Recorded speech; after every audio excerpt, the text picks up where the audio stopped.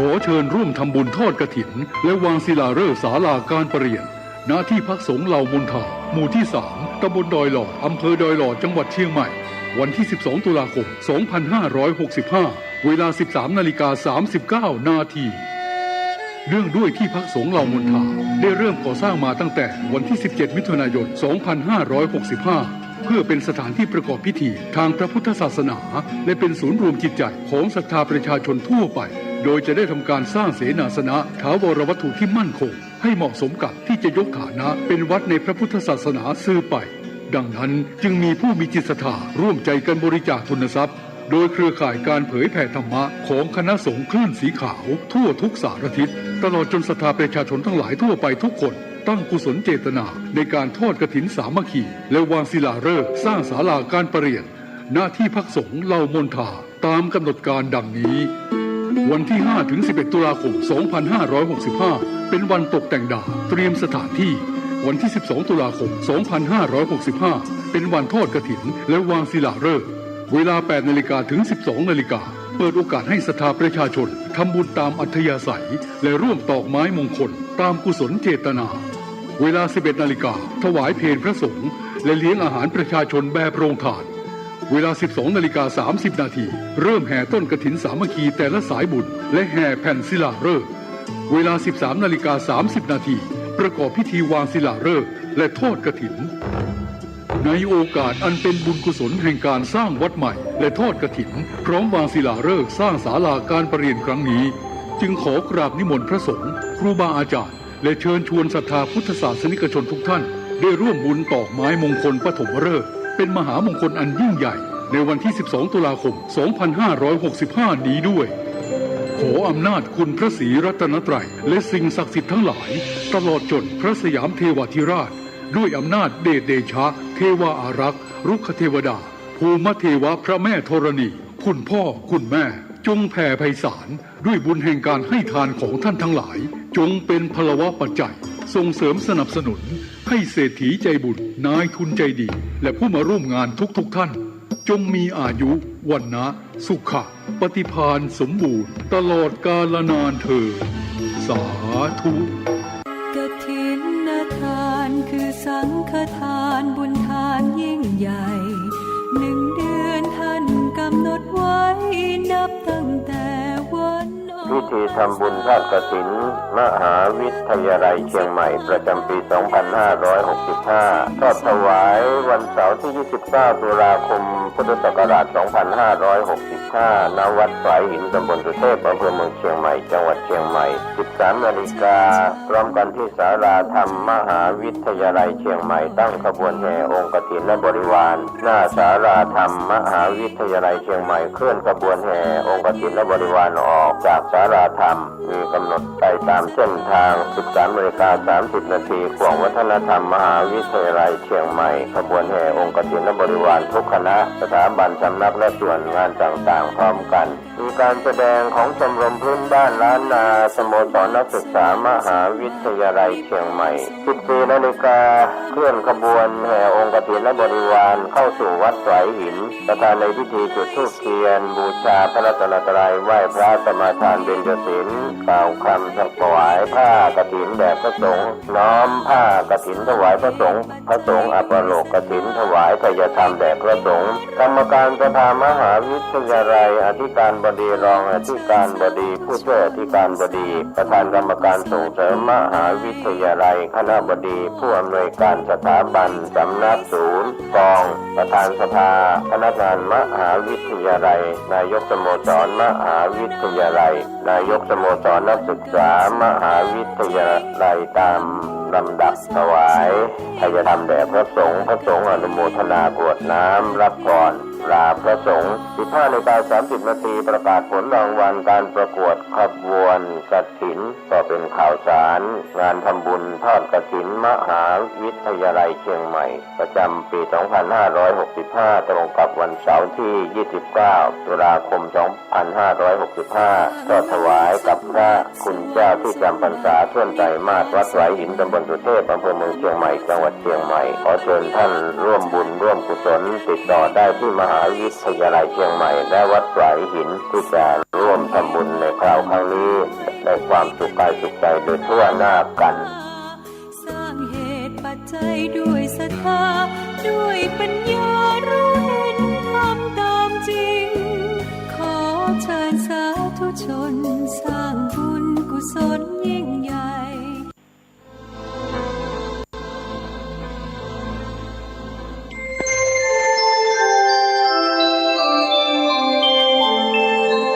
ขณะนี้ท่านกำลังฟังสถานีวิทยุกระจายเสียง FM 104.5 เมกะเฮิรตซ์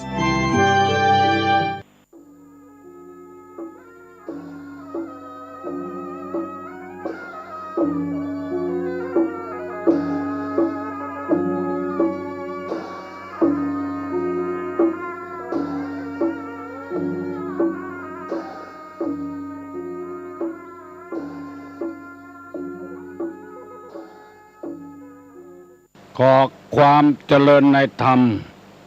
และความผาสุกทางใจจงได้มาบังเกิดมีกับท่านสาธุชนผู้เจริญในศีลผู้เจริญในธรรมทุกท่านพร้อมกันนี้ขอยกมือ10 นิ้วกราบอาราธนาเอาคุณพระแก้วเจ้าทั้ง3บุญศีลบุญทานที่ต้านทั้งหลายได้กระทำปั้มเป่งมาเสื้อวัดเสื้อวาเสื้อบ้านเสื้อเมืองพระสยามเทวาธิราชสิ่งศักดิ์สิทธิ์ทั้งหลายมีพระธาตุเจ้าดอยสุเทพและครูบาเจ้าศรีวิจัยนักบุญแห่งล้านนาไทยเป็นต้นขออธิษฐานจิตมาปกปักรักษาพ่อแม่พี่น้องท่านผู้ฟังทุกท่านคือมีความสุขกายคือมีความสุขใจเหมือนกันทุกคนนานแสนนานได้เทินก่อนที่จะได้ดำเนินรายการต่อไปนี้ขอเชิญชวนมวลท่านสาธุชนทั้งหลายได้ไหว้พระเพื่อให้เกิดมีความสามัคคีความสุขกายสุขใจสิริมงคลเกิดขึ้นกับตัวกับเพื่อนฝูงครอบครัวกับสังคมต่อไปปนมมือขึ้นว่าพร้อมกันอะระหังสัมมาสัมพุทโธภควาพุทธังภควันตังอภิวาเทมิกราบสวากขาโตภควตาธัมโมธัมมังนัมมัสสามิกราบสุปฏิปันโนภควโตสาวกสังโฆสังฆังนัมมามิกราบหันธรรมยังพุทธัสสะภควโตบุพพาภคณะมะกะลังกะโลมะเสนะโมตัสสะภะคะวะโตอะระหะโตสัมมาสัมพุทธัสสะนะโมตัสสะภะคะวะโตอะระหะโตสัมมาสัมพุทธัสสะนะโมตัสสะภะคะวะโตอะระหะโตสัมมาสัมพุทธัสสะพุทธังสรณังกัจฉามิธัมมังสรณังกัจฉามิสังฆังสรณังกัจฉามิ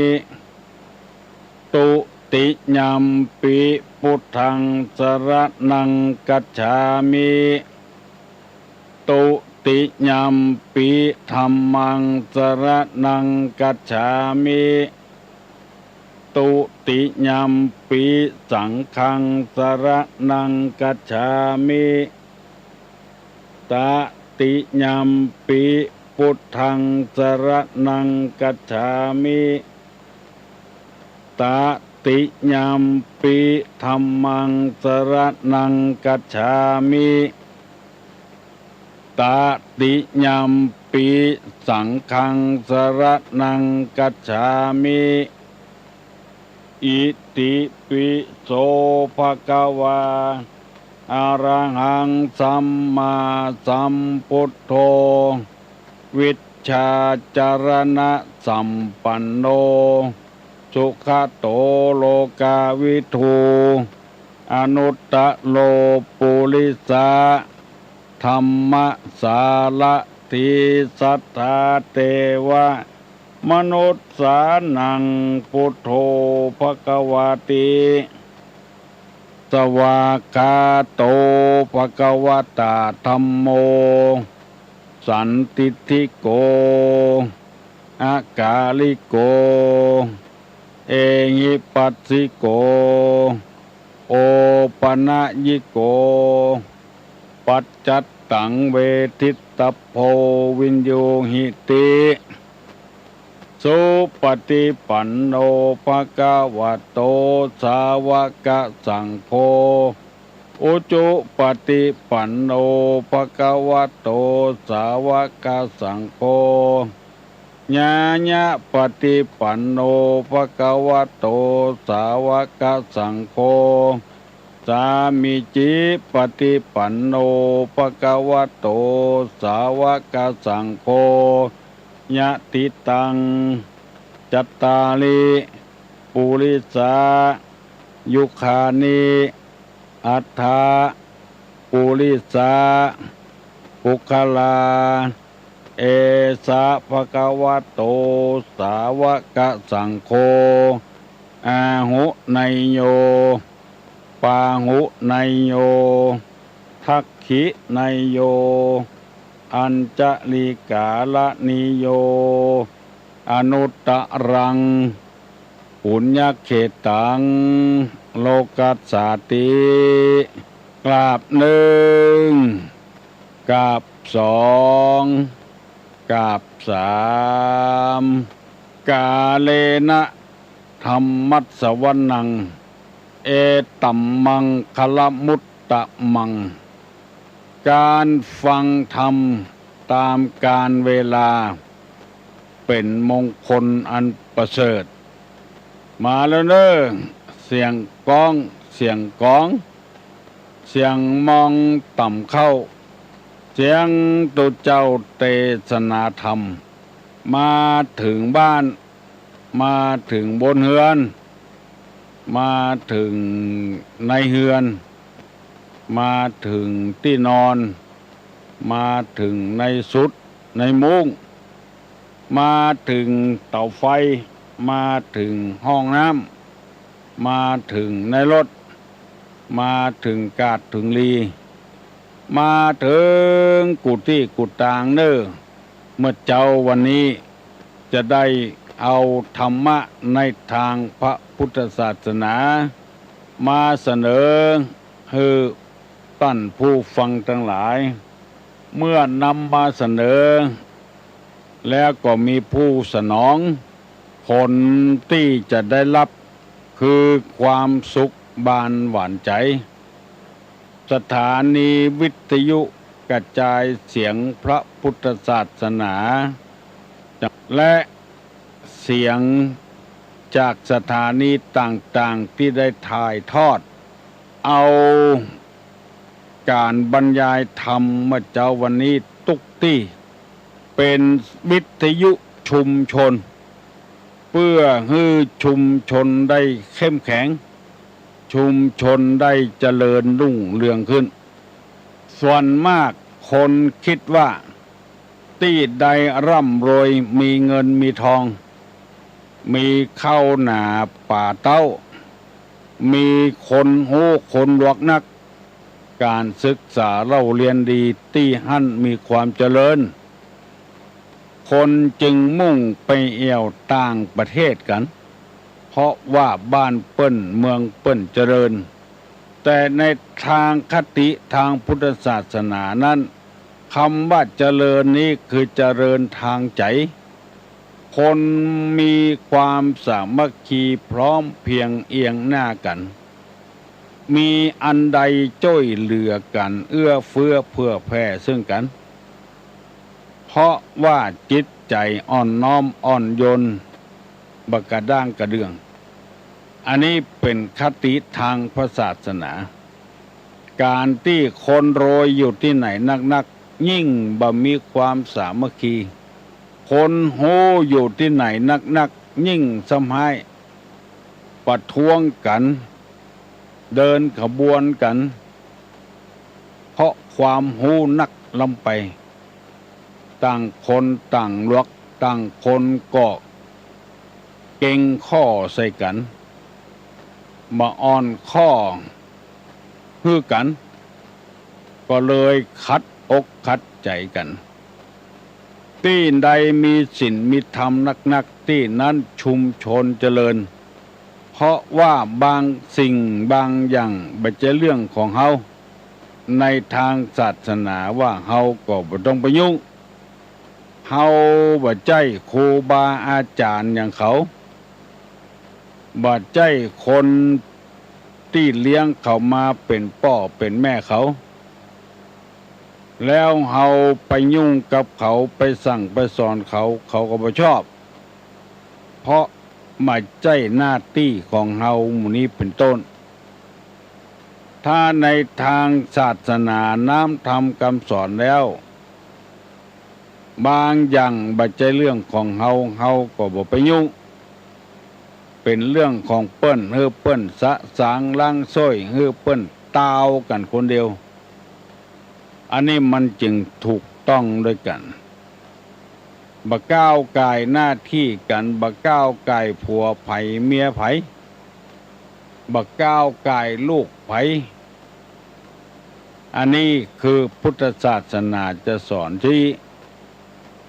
บางสิ่งบางอย่างมันควรจะร่วมกันทำเพื่อความเจริญทางจิตทางใจในท้องถิ่นปัจจัยว่าเป็นที่บ้านที่เข้าหนาป่าเต้าจะหันบางคนบางบ้านเพิ่นประกาศบ้านนี้ปลอดยาเสพติดปอกแก่บ้านปอกกำนันเพิ่นจะห้องเจ้าบ้านมาประชุมบ้านเฮาเนี่ยหมู่บ้านเฮาเนี่ยเลิกขายเหล้าบ่ฮื้อไผนำมาขายอย่างเงี้ยมันฟังกรรมกันบ้านนั้นก็ย่อมจะบ่ค่อยมีเหตุการณ์ที่ร้ายแรงเกิดขึ้นเพราะว่าสิ่งเหล่านี้มันเป็นต้นเหตุเป็นมูลเหตุแห่งการทะเลาะวิวาทกันบ้านนี้ปลอดยาเสพติดเพิ่นฟังกำกันบ้านนั้นจะมีความสุขสมบูรณ์ถ้าเชื่อฟังคำสั่งกันคำสอนกัน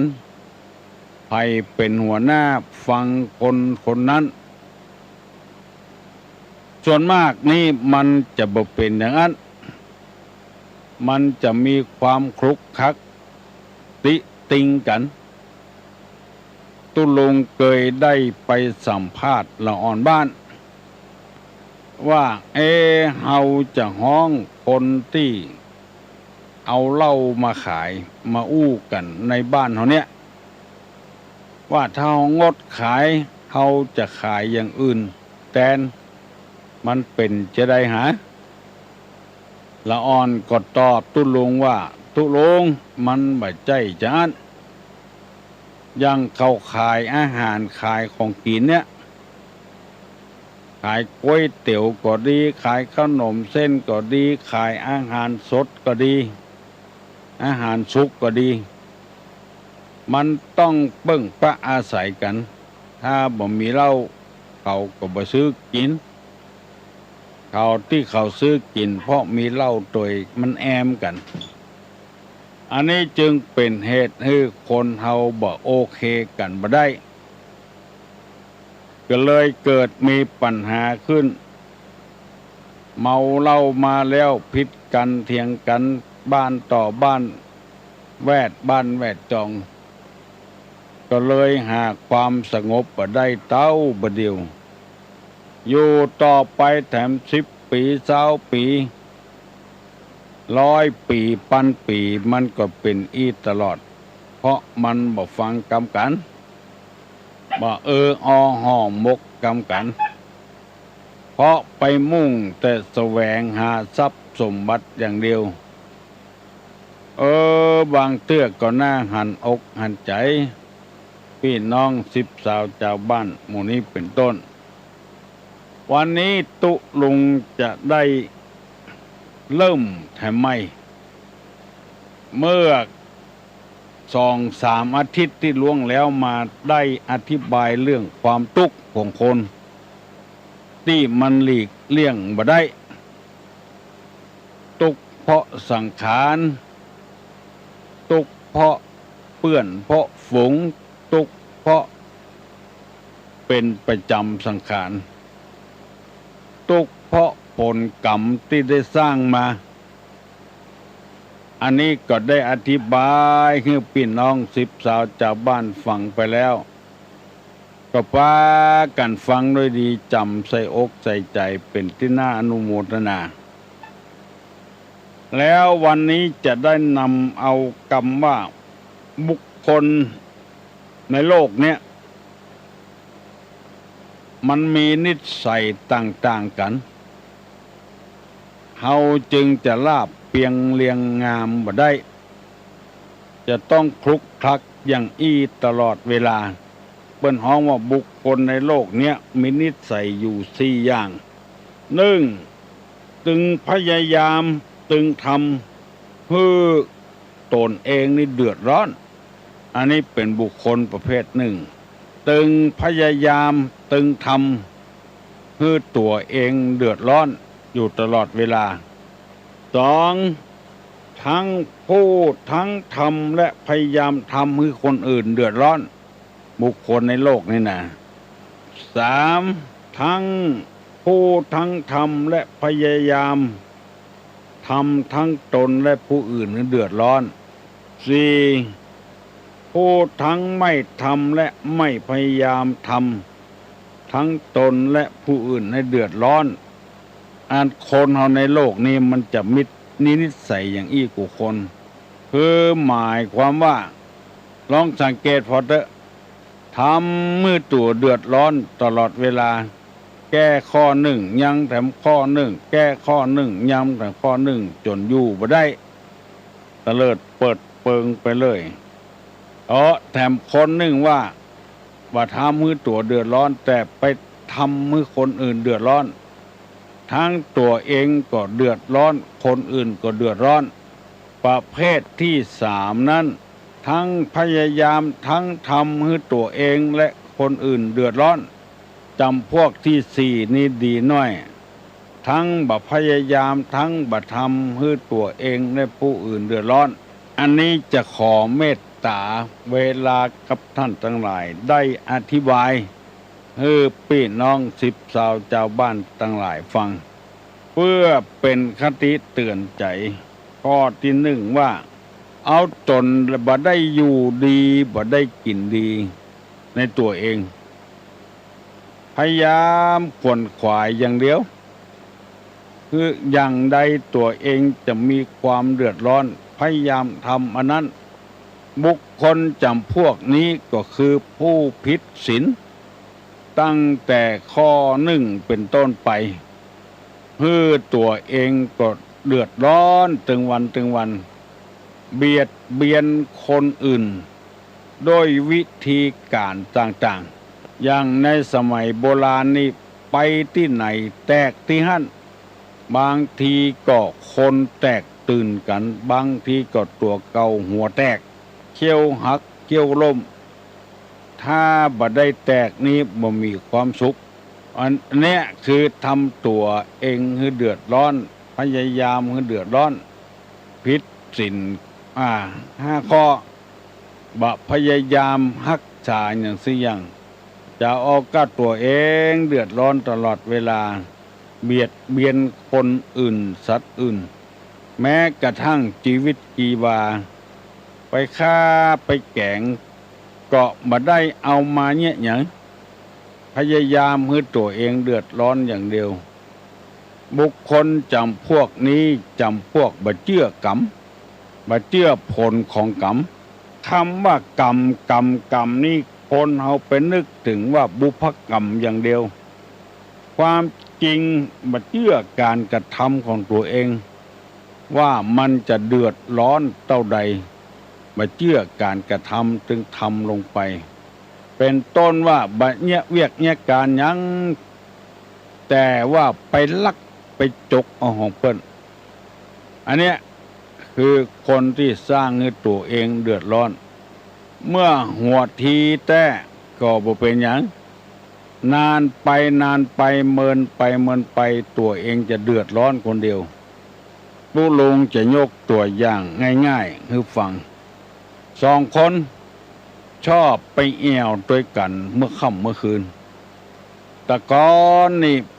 บัดชะตะกอนนะเต้นตู้ลุงเป็ดละอ่อนนี่เปิ้นไปแอวหาสาวเปิ้นบ่ฮื้อเสียการเสียงานนะเปิ้นไปแอวหากันเมื่อคืนหมอกพอหายพอดีกาสัก10 โมง 9 โมงกูก็เลิกกันละบ่ดึกบ่ดื่นบ่เสียการเสียงานตัวเมื่อวันนี้เปิ้นบ่ไปแอวเปิ้นไปแอวหากันเมื่อคืนมันบ่เสียการนอกบ่เสียการและยังได้การแถมอยู่ยังแม่ยิงเป็นนั่งท่าปอจายมาแอวหาจะเอาการมาทำตัวเป็นต้นว่าปั่นฝ้ายกาเอางานนั้นงานนี้มาทำตัวแล้วอู้ไปตัวปอจายก็บ่เสียการเสียงานเพราะเวลาหัวค่ำนี่มันเนี่ยการยังมาได้ละบ่มีไฟฟ้าเจือบ่เดียวนี้การวันค่ำคืนหุ่งแต่ก่อนนี้พอมอกดึกมอกกันอย่างนี้ก็ย่างกันแล้วเข้าหลับเข้านอนกันบ้านไผ่บ้านมันบ้านเมืองสงบเรียบร้อยบ่จูนจ้าน2 คนนี่ก็พากันไปแอวหาสาวเมื่อคืนไปแล้วก็วันหนึ่งก็พากันไป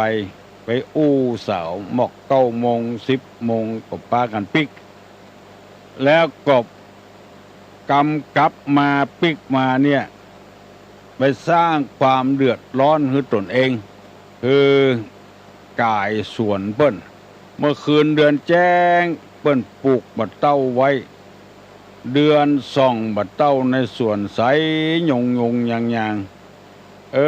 กึดบ่ดีอย่างที่เขาว่าเนี่ยทำความเดือดร้อนให้ตัวเก่าปากันเข้าไปในสวนเปิ้นเมื่อคืนไปลักเอาบัดเต้าเปิ้นมาคนแก่นบัดเต้าออกสวนมาคนตัวก้นหั่นหมวกเปิ้นซุบเนี่ยสวนใจสวนเปิ้นเหมาไปตัวหมวกยาวเปอเวอร์น่ะเอากันแดดกันฝนเมื่อวันมักง่ายไปเปียหมวกเปิ้นมาซุบตัวก้นเปื้อนออกมาตัวไปก่อนก็หันเป็นห่วงหมอตัวก้นบัดเต้าออกมาคนแก่นก็เลียวพ่อเปื้อนมันสุกหมวกมันโมโหมันนึกว่าเจ้าของสวนหัวแหละสร้างความเดือดร้อนในตัวเองหัวสวะบัดเต้าล่นในหยังโมโหหมอสุกหมวกกับหูเรื่องหันกู้มันล่นมาบอกนึกกันพอสวะบัดเต้าล่นด้วยกันใบแผ่วที่ไหนที่เบาเร็วพ่อก็ยังล่นโดยไม้อยู่ก็ล่นไปแถมจนโปอิดโปหิวเมื่อลุนปุ่นปลายก็เลยตั้งคนตั้งอิดก็เลยถามว่าคิงล่นอะไรหยังก็คิงมาหารกัเจ๊กเจ้าของสวนสุกหมวกเพ้อถามไปถามมาไปใจอย่าหาอย่า อันเนี้ยเลยเดือดร้อนบ่ได้บัดเต้าเปิ้นยังบ่แก้เตื้อก็ไปดิดน้องเปิ้นเดือดร้อนละตัวเองก็เดือดร้อนล้นปอิดปหิวอันเนี้ยหาตุกใส่ตัวอันนี้เป็นบุคคลของเฮาในโลกเนี่ยหาเรื่องใส่ตัวตลอดเวลาหาความทุกข์ใส่ตัวตลอดเวลานอกจากนั้นก็มารักษาตัวผัวเปิ้นก็มีปกครองอยู่หั่นแล้วไปลักเล่นเมียเปิ้นเมียเปิ้นก็มีอยู่หั่นแล้วไปลักเล่นผัวเปิ้นอันนี้หาตุกใส่ตัวกรรมที่บัดดีอู้บัดดีทวงก็เอามาทวงมาอู้ก็เลยเป็นเหตุให้กินแหนงแข้งใจก่อนหาตุกใส่ตัวเครื่องดองของเมาต่างๆเป็นเหล้ายาป่าปิ้งกินเข้าไปแล้วมันไปทำลายกระเพาะลำไส้ก็หาตุกใส่ตัวเพราะว่าใจคนเฮานี้มันไปยินดีกับมันยกย่องมันจนหน้าบวมหมอเหาะหมอแหะวันดีจะตายตามอายุไขก็เลยบั่นทอนอายุตัวเก่าวันดีบาดเจ็บบ่เป็นเตื้ออวัยวะในร่างกายเป็นปอดกาเป็นตับแข็งกาสารพัดอย่างโรคนั้นโรคนี้ก็ไปหาโรคภัยไข้เจ็บมาสู่ตัวสร้างความเดือดร้อนให้ตัวทั้งทำและทั้งพยายามมันมีในโลกนี้มีอยู่ปะเลอะปะเตออยู่ว่าฮือก็บ่ได้โกรธฮือเกลียดฮือเจ็บใจว่าเลิงเข้าก็บ่ใครมาหากันละเพราะว่าในโลกนี้มันมีบุคคลจำพวกนี้อยู่ของบ่ควรทำก็ไปทำบ่ใช่หน้าที่ของตัวอย่าต้องทำเสาะหาเรื่องใส่ตัวตลอดเวลาโดนจับโดนยับโดนใส่คอกใส่ขังเท่าใดก็ถึงมาลาบกลัวเสียประวัติกากลัวเสียชื่อเสียเสียงกามาลาบบ่เข็ดหยังถือว่าเป็นของม่วนของงานปูนตอนเฒ่าตอนแก่ปุ้นจะได้หูว่าปู่ป้านาอาพ่ออุ้ยแม่อุ้ยพ่อแม่ก็ตายไปหมดแล้วตัวจะไปเปิ้งปะอาศัยไผจะฮื้อมาเปิ้งปะอาศัยเพราะตัวบ่ฮักตัวเก่าทำลายแม้กระทั่งร่างกายตัวเก่ามันสมองตัวเก่ามามีรถขอพ่อขอแม่ซื้อฮื้อเล่าลมอย่างอันพ่อแม่ก็มีเมตตาลูกเอาไว้ไปโรงห้ำโรงเรียนเหมือนกับเปิ้นกับต้านบ้านใต้บ้านเหนือโอ้ขี่บวยเหียพ่อแม่เปิ้นเอิ้นไอ้น้อยจะไปขี่บวยเขาเจนก็ไข้บวยน่ะก็ซื้อมาขี่อีแถมะหาเรื่องใส่ตัวบ่เมินแข้งเถิกตำตาซอกดำหน้าตำตาเถิกประตกประเสียงเสาะหาเรื่องใส่ตัวตลอดเวลาพยายามบ่ฮื้อตัวนี้งอกงามไพบุญเจริญรุ่งเรืองขึ้นอาหารบางอย่างบ่ควรจะดีเอามากินเพราะเหตุว่าจะเป็นพิษเป็นภัยกับร่างกายก็เพราะตัณหาคือความอยากกิเลสมันกุ้มรุมจิตใจ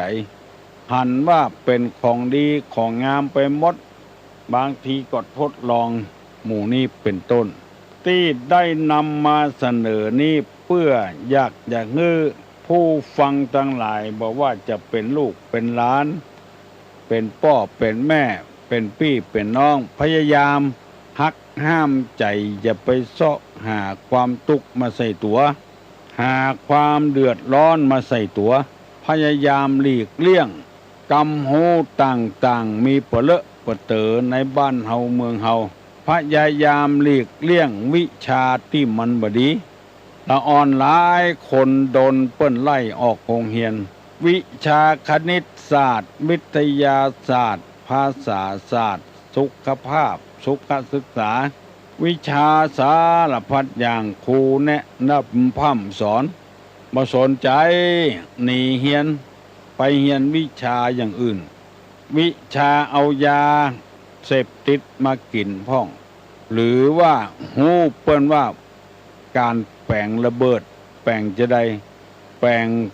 บัดทบยักแปลงจะใดไปเสาะหาวิชานั้นครูบาอาจารย์หันเตื้อหนึ่งก็ตักเตือนสองเตื้อก็ตักเตือนเตื้อที่สามก็ อยู่กับโรงเรียนมาได้แหละถ้าอยู่ต่อไปก็เป็นตัวอย่างที่บดีของนักเรียนหลายร้อยคนระเบียบเปิ้นมีเจืออันก็เลยลงโทษลงทันไล่ออกโรงเรียนกลางคันเพราะเหตุว่าคนเฮานี่หาตุกใส่ตัวอันตุกเนี่ยเวียกเนี่ยการนี่เปิ้นมานับเข้าที่นี่เนี่ยเวียกเนี่ยการนี่มันบ่เดือดร้อนหยังเพราะเป็นการอาชีพแต่อันที่มันบดีนั่นบ่ใจเรื่องของเฮาธุระของเฮาหมู่นี้เป็นต้นขอให้ผู้ฟังทั้งหลายเฮาจะได้พยายามทำหน้าที่ของเฮาบ่ให้มันเดือดร้อนคนอื่นก็บ่เดือดร้อนบอกว่าตัวเฮาบอกว่าคนอื่นให้มันดีมันงามเจริญรุ่งเรืองขึ้นต่อไปเพราะว่าเปิ้นแบ่งบุคคลไว้4จำพวกพยายามให้ตนเองเดือดร้อนพยายามให้คนอื่นเดือดร้อนพยายามให้ตัวเองและคนอื่นเดือดร้อนพยายามบ่ให้ตนเองและเดือดร้อนมี4จำพวกแต่จำพวกที่4นี่ดีถึงตัวเองก็บ่เดือดร้อนคนอื่นก็บ่เดือดร้อนมีวิธีใดบางเตื้อเฮาไข่มันดีแต่มันบ่ดีกับคนส่วนรวมเฮาก็ย่างเฮาไปจะอยู่คนเดียวเฮาได้เฮาก็ต้องอาศัยพรรคพวกเพื่อนฝูงพี่น้องเพื่อนบ้านใกล้เฮือนเคียงขอให้พยายามจะไปให้ตัวเดือดร้อนนำไปของมันมีแล้วอยู่ใจได้อยู่ก็พยายามใจได้ไปจะไปฟังซื้อมาแถมไม่ฟังดาวมาแถมไม่มันซ้อน2ซ้อน3อยู่หั่นอันเก่ายังส่งบ่เสี่ยงเตื้อเอาอันใหม่มาแถมสร้างตัวเองเดือดร้อนไปในบ้านในจองคน2คนมีรถเครื่อง2กัน3คนมีรถเครื่อง3กันอันเนี้ยพยายามมือครอบครัวให้ตัวเองเดือดร้อนนักขึ้นเพราะคนเฮาบ่ได้ข้อมูลที่ถูกต้องถือว่าการทำน่ะถูกต้องแล้วที่นำมาเสนอนี่เพราะว่าเคยได้หันนะบางทีเอารถมาเจิมกันเก่ายังส่งบ่หมดเตื้อเอากันใหม่มาทำแล้วก็เดือดร้อนว่าบ่มีสตางค์บ่นอยู่ตลอดเวลาบ่มีความสุขบานหวานใจสักเตื้อคำสอนเหล่านี้มาจากพระไตรปิฎกจะเป็นคำสอนในทางพระพุทธศาสนาปี้หูปี้ป่องน้องหูน้องก้าว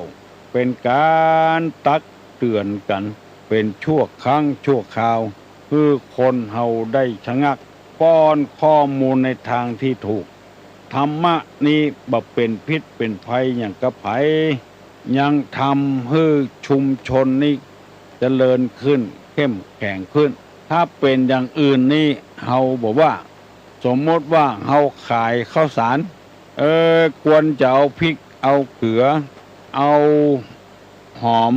บัวหอมเตรียมมาขายโดยเพิ่มขึ้นอันนี้มันบ่ใช่สร้างความเดือดร้อนให้ตัวเอง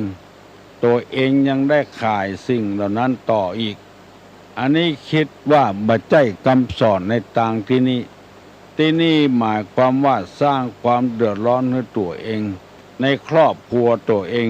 ในสังคมของตัวเองภัยที่ยังบ่ลุกให้ก่อนลุกก่อน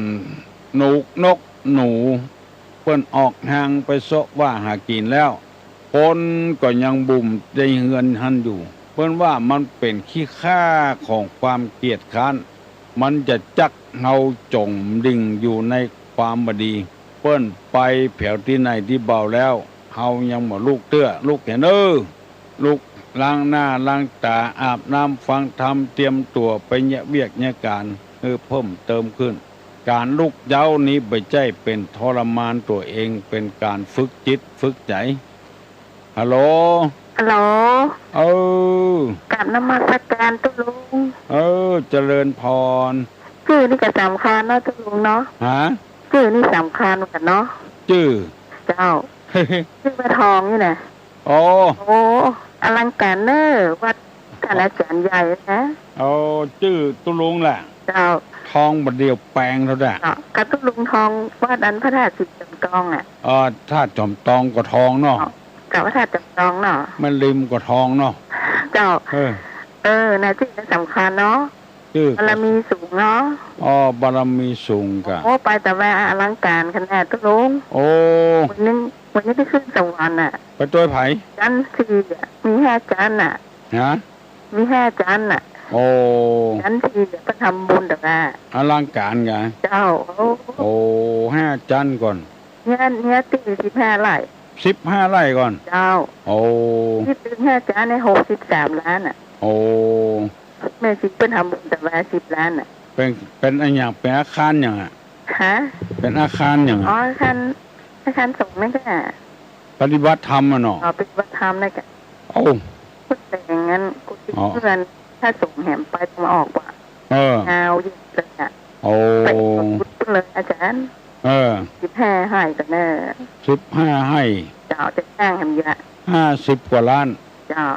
อลังการเด้อ สร้างให้นะ63 ล้าน โอ้ อาจารย์นี่นะ เออ เอาโอ้ม่วนถ้าตุลงไปนะ เออ โอ้เป็นบุญตาของข้าเจ้าเลย เออ ได้ไปหันน่ะ เจ้า โอ้ไปพอกะ เจ้าม่วนดี เออ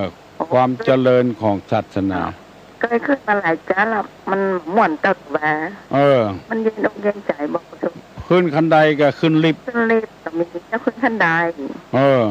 หรือแต่ตุเจ้าไปขึ้นลิฟต์ชั้นไปอยู่ โอ้แต่ เจ้าเอา วันนี้ตุลุงจะไปพอกัน ห้องที่ทำบุญกับม่วน เออ ท่านอาจารย์ปานปอนบุญ เออ 5 ปอนมันเมินเนาะ เออ มันเมินบริจาคแล้วก็แม่เอาไหว้จังไรวาด อืม ไหว้จังไรวาดเสร็จแล้วรถขึ้นอย่างลงรถแข่งดงมาถึงบ้าน3 โมงพอดี โอ้ อาจารย์ว่าจะถึง3 โมงพอดีอ่ะ เออ ก็จึงว่าอาจารย์ออกวัดไปเช้าก็ไปได้สักค เออ ำเพื่อนเอารถมาเทียบเป็นเพื่อนนั้นก่อนนี่ว่าท่านอยู่ว่าท่านอยู่อ่ะ เออ ไม่ว่าท่านแบบแปะท่านอาจารย์สักครับเป็นพักผ่อนนี่แหละ เออ อ๋อตุลุงติยานอ เจริญพรเนอ เอา ฮัลโหล ฮัลโหลนมัสการเจ้า โอ้ มาจากกระปิเจ้า ที่ไหนก็ บ้านล่องเจ้า บ้านห้อง บ้านล่องเจ้า บ้านร้อง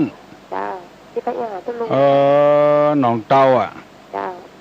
แต่ว่าเปื่อนเจ้ามันลุงเสียมาจนไปเดียวหาตุลุงแต่วันนั้นน่ะที่มันเอาแบนไปถวายตุลุงมันน่ะ เออ คุณบอกว่าเขาเจ้าคณะวัดเจ็ดลิ้นก็มาอีกหรอ เออ แล้วมันก็ว่าแล้วเจ้าก็ถามว่าตุลุงท้องของไปจ้าอยู่เนาะบอกว่าประหารนี่หรอโอ้เจ้าลืมไปเป็นวันนี้เป็นไปฟอกเลือดเลยเนาะ แม่นอ่ะ แล้วก็จะมาหรือเดี๋ยวเราโทรไปถามคนรอ เออ แล้วคนอย่างนี้ถึงวันที่21เนี่ยจ้าตัว 21บุญก่อนสมเด็จกรุงเทพจะขึ้นมา คนจะมาได้เจ้า เจ้าคณะภาคมันที่21นะกะหา อ๋อวันที่21เจ้าของก็จะไปกันเจ้า ไปวันนะมนต์เอาพุทธแต่คิดว่า5 จันทร์ก่อน เจ้านมัสการนะเจ้า เจ้าบ้านร้องเนาะ เจ้า บ้านร้องหนองเตาจังหวัดลำพูน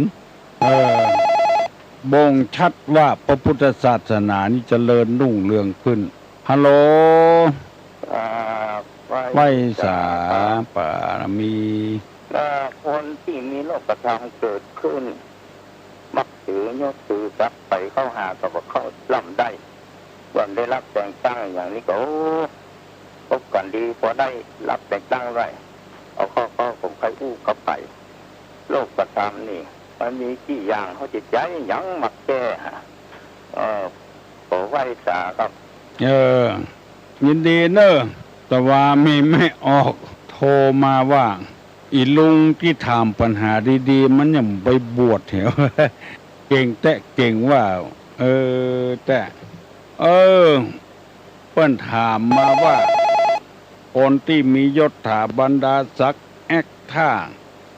จะเอาทำอย่างมาแก้วะอะโหล นมัสการเจ้า จังจะก้อยแต่ก้อยว่า อ๋อนมัสการเจ้า ได้ยินละ อันนี้โทรมาจากไม่วางนะเจ้า โอ้ไม่วางปุ้นแหละ เจ้า อันบรรผู้ว่าเจ้าค่อยไปที่วัดที่บ้านสีวังคารนั่นนะอันถ้าเอาลูกอันไม่วางนี่ไปขึ้นรถบ้านกาดนี่เนาะแล้วจะไปลงที่ไหนเจ้าร ถประจำทางรถส่วนตัวกับว่ารถประจำทาง รถ ประจำทางเจ้าไปรถสันซ้ายรถแม่โจ้อ๋อแล้วคิวแล้วก็มีที่ไหนเจ้าคิวแม่โจ้นี่อยู่ไหนบ่ฮู้เน้อตุลุงซ้ำบ่ได้เคยหมู่นี้น่ะเมินละสมมติว่าถ้าเราไปรถส่วนตัวนี่ไปจังใดเจ้าไปตังสันซ้ายก็ได้ไปตังแม่โจ้ก็ได้อันลูกที่แม่โจ้ท่านไปไก่ก็เจ้าลูกแม่โจ้นี่ล่องไปแถมไปสีวังทานนี่มันจะกดหันกว่านี้ประมาณบ่เกิน5 กิโลโอ้ไก่เหมือนกันบ่เกินมาไกลถ้ามีรถนะเจ้าเพิ่นก็อยู่ใกล้ถนนใหญ่แน่นอนบ่ใกล้อยู่ในป่าพุ่นในป่าเข้าในป่าพุ่นเพราะบ้านคนนักเป็นให้เป็นสวนเป็นรีสอร์ทบ่กลัวจังซี่หยังเจ้ามันจะข้ามคลองไปแถมคลองชลประทานข้ามไปแถมไปทางในผู้แถมน้อยบ่ไกลเพิ่นถึงปักธงไว้ไปหนทางสันซ้ายเส้นเก่านะที่จะพดออกแม่โจ้หันก็ได้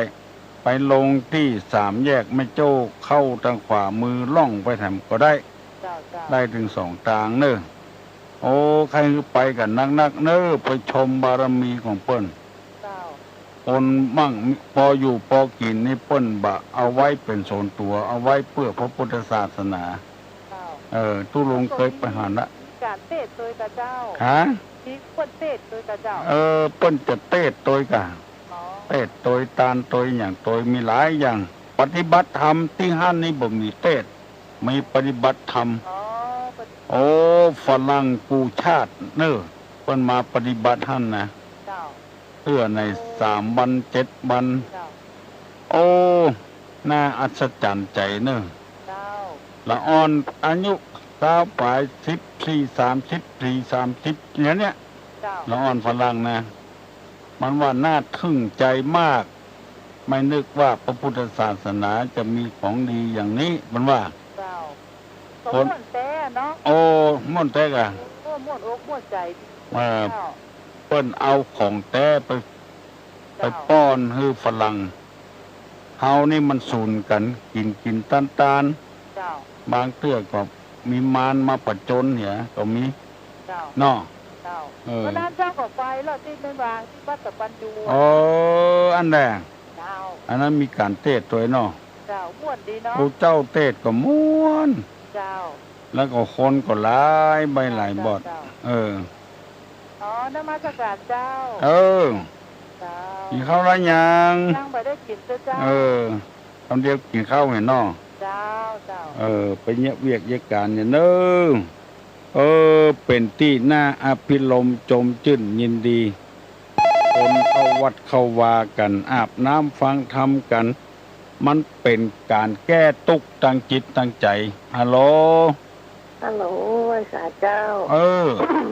จังหนองตะคำนะเจ้าหนองตะคำหนองตะคำเจ้าจะสายเนาะเจ้าที่เปิ้นจะมาอันนี้นะจะไปก่อนเจ้าไปกะแต่ปันเป็นต้องตั้งแต่วางมาจะมาลงมาขึ้นรถถ้ามารถคนรถคิวนะเจ้าขึ้นที่โอจิมเฮงนะรถคิวโอ้จิงเฮงงั้นกะคิวรถมีงั้นแหละเจ้าคิวรถนี่ทำมาน่ะมาลงที่ปั๊มเมือดให้เจ้าลงที่ปั๊มเมือดลงแล้วก็ตั้งสื่อเข้ามาเลยนะเจ้าตั้งสื่อเข้ามาแล้วก็มาตีอันสีแยกเอาปตอไปให้นะเจ้าแล้วก็เลี้ยวขวาขึ้นไปเลี้ยวขวาขึ้นไปแล้วก็เลี้ยวซ้ายเลี้ยวซ้ายแล้วเลี้ยวขวาถึงพอดีเลี้ยวซ้ายเลี้ยวขวามี2 โค้งไงเนาะเจ้ามันจะข้ามสะพานประกำเดียวข้ามสะพานกันเดียวก็ถึงแล้วเนาะเจ้าขับต้นปักจอบปักตุงปักจอบปักตุงเนาะเครื่องหมายมีเนาะถ้าไปรถคิวก่อนไปที่โอจิงเฮงปั๊มเมือดลงรถที่ปั๊มเมือดลงรถที่ปั๊มเมือดลงรถกันจำทางของปั๊มเหมือนกันยินดีต้องไปโจ้นี่จะงงเลยอ่ะมาต้องไปโจ้นี่จะงงต้องมาลงมาตั้งแม่โจ้นี่งงเนาะไปตั้งปรับตั้งสันทรายนี่บ่งงเนาะเจ้ามางงจ้ะยินดีเนอะที่บอกทางให้เพิ่นนะเจ้าบอกทางเพื่อไปไปทำบุญทำทานขอเจริญพรมีคนใจบุญฮัลโหล ฮัลโหลครับราชการเจ้าพอดีน้องอยากได้ถามก็รู้ว่าถ้าตอนเย็นน้องจะไปได้กับเราฮะที่เป็นปฏิบัติธรรมเนี่ยครับจะถามว่าเที่ยใดก่อนถ้าไปได้ไปตอนกลางวันเนี่ยก็จะไปตอนเมื่อคืนเมื่อคืนจะมีอย่างนั้นก็หาวันใจมีงานเนาะพอมีงานเกี่ยวกับศาสนาแล้วน่ะมีงานวันมีเมื่อวันน่ะกะเมื่อคืนจะมีงานลื่นเริงอย่างสักอย่างเรียกว่าเป็นปฏิบัติธรรมเนี่ยถ้าจะบัดได้ก็หาถ้าจะบัดได้ตามมันคือใจนี่นะที่มันสงบลูกไปกับเมื่อวันแต่เนาะวันไปเมื่อใดก็ได้เนอะไปวันพุธก็ได้วันพุธสมดีเจริญพรฮัลโหลไว้สาครับผมอันนี้ขอถามปัญหาอันลุงที่อยู่ป่าม่วงกำเนิดว่ากินบ่ฮู้จักกินน่ะมันมีกี่อย่างถามลุงป่าม่วงกำเนิดลุงปังม่วงเนาะครับผมอีลุงเอ๋ยป้นานปังม่วงกินบ่ฮู้จักอิ่มนี่มีกี่อย่างปุ่นตังมังกืดตังบันจางปุ่นเปิ้นถามมาเนออีลุงปังม่วงตอบได้ก็ตอบมาเนอคนที่มียศลาภยศสรรเสริญสุขแล้วถ้าจะเอาอย่างมาแก้หลุดไปเห็นแล้วอีลุงปังม่วงเปิ้นถามว่าคนที่มีลาภมียศมีสรรเสริญมีสุขแล้วก็อวดตัวบ่ใครเข้าหมู่เข้าเปื้อนเอาอย่างมาแก้ฮัลโหลไว้สาครับกินหมูจะกินนี่เก่งก็ตั้งถามตอบว่าค่อยเก่งก่อนนัตติตัณหาสมานาทีแม่น้ำเสมอด้วยตัณหาไม่มีกามตัณหาภวะตัณหาวิภวะตัณหาอย่างนี้ครับความบ่พอครับหมูจะอิ่มเนาะเปิ้นตอบมาแล้วนึนัตถิตัณหาสมานาทีแม่น้ำเสมอด้วยตัณหาไม่มีน้ำท่วมบ้านท่วมเมืองยังหูเหือดหูแห้งตัณหาของคนนี่บ่หูเหือดหูแห้งสักเตื้อฮัลโหลเจ้าไอ้สาเจ้าตัวลุงเจ้าตอบปัญหาลุงปังม่วงตะกี้ก็ไม่ได้ก็ไม่ได้สักเตื้อได้ที่ทำอาคติสี่เจ้าถ้าบ่มีอาคติสี่ก็เป็นผู้ใหญ่ผู้โตได้สบายอยู่แล้วเจ้าเนาะถ้าแม่นน่ะเนาะเจ้าเอาเนอปอออกแม่ออกพี่น้องทั้งหลายเนอบัดเดี๋ยวนี้มาเวอร์ชั่นใหม่ทั้งหมดเพิ่นบ่ฮื้อล้ำ8 โมงบ่ฮื้อล้ำ7 โมงเพราะว่าจะต้องมีรายการอื่นฮัลโหลสมาชิกเจ้าตุลุงตุลุงจะมาว่าพระธาตุจำตองมาได้กับเจ้าวันนั้นเจ้าไปนะวันที่17เนาะมีความสุขอิ่มบุญในแต่ละตุลุงไปตัวหน่อยไปวันที่17นั่นกะไปที่หน่อยไปที่วัดพระธาตุจำตอง